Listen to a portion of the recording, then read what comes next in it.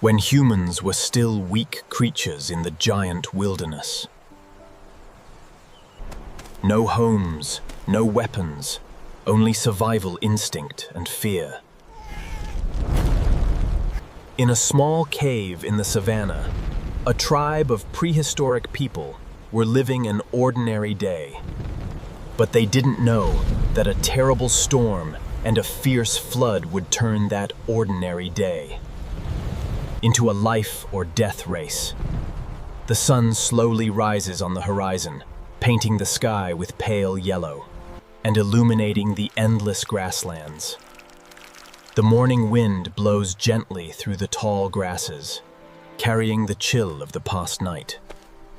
At the edge of that savanna, under a low cliff, there is a small cave, home to a group of prehistoric people, the distant ancestors of humankind.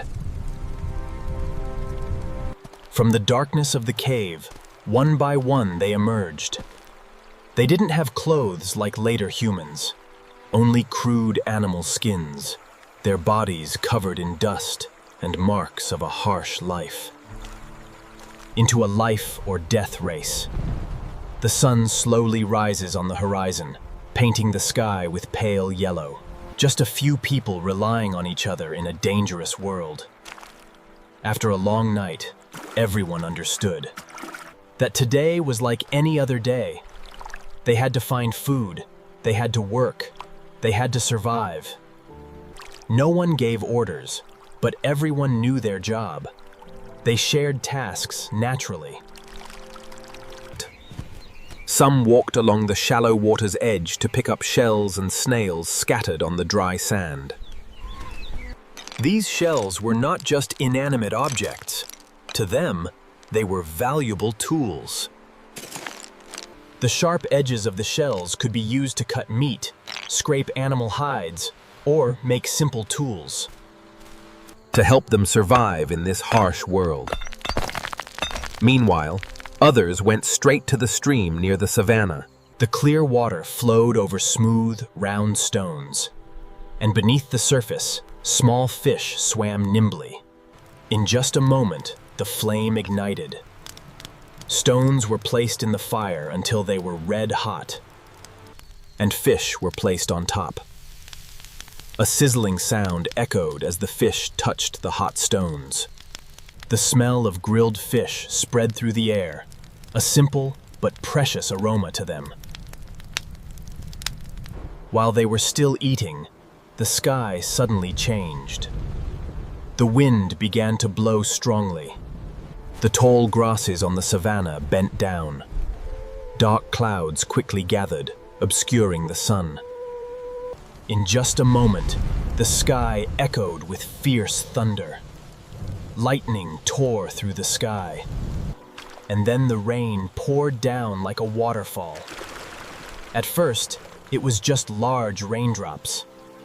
But very quickly the rain became so intense that it was almost impossible to see anything. Water poured down from all over the savannah. The gentle stream suddenly became ferocious. The water rising rapidly. The cave began to be flooded. The tribe immediately realized that if they didn't leave, the floodwaters would drown them all. And then the rain poured down like a waterfall. At first, it was just large raindrops, almost falling many times. After struggling with the rising water for a while, they saw a nearby cliff. That was their only chance. The whole tribe ran towards the cliff and began to climb. They clung to the rock crevices, using both hands and feet to climb up little by little. Below them, the floodwaters raged through the savannah like a giant monster. Finally, everyone reached high ground. They sat close together on the cliff, looking down at the storm that was devastating the world below. The wind still howled, the rain still poured, and the floodwaters still swept across the savannah for a day and a night, until dawn appeared.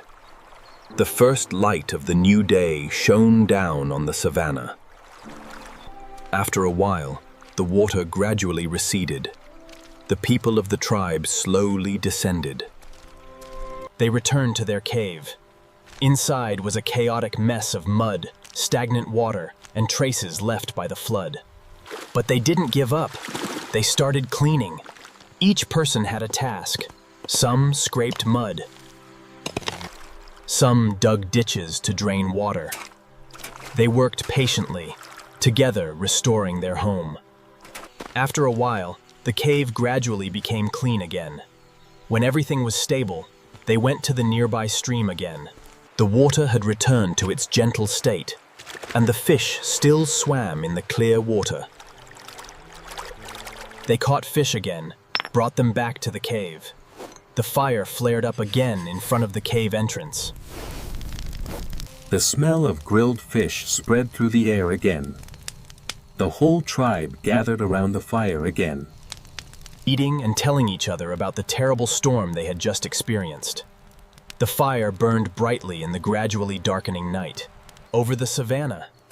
Perhaps they didn't know that millions of years later, their descendants would build giant cities and explore the sky. But all of that began with simple moments like this.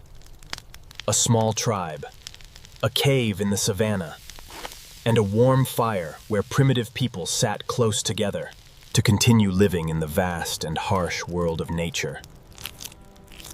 The first sunlight of dawn shone down on the wet ground after a long night.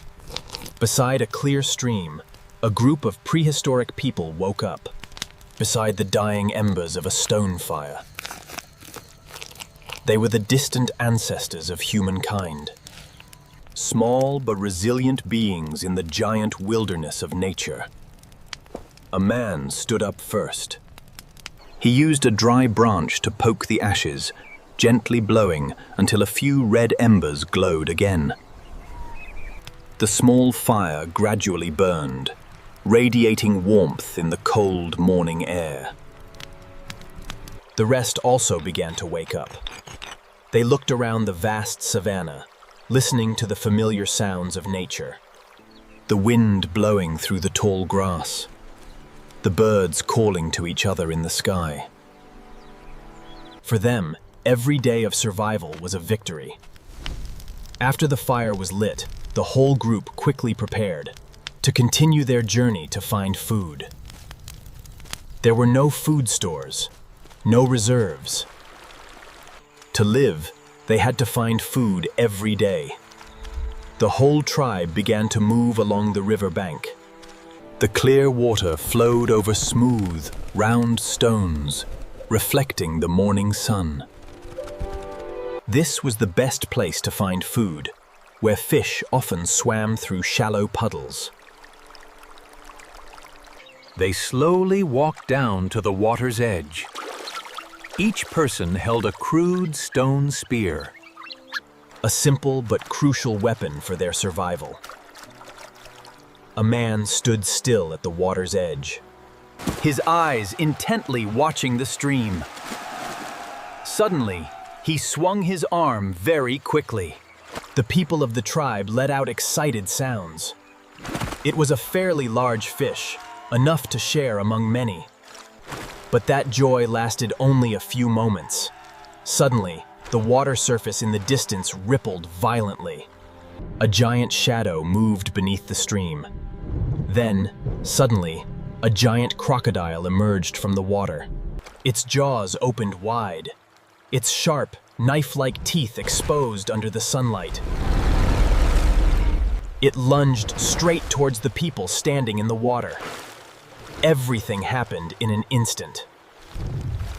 They surrounded the monster from many sides. A stone spear plunged down, then another, then many more.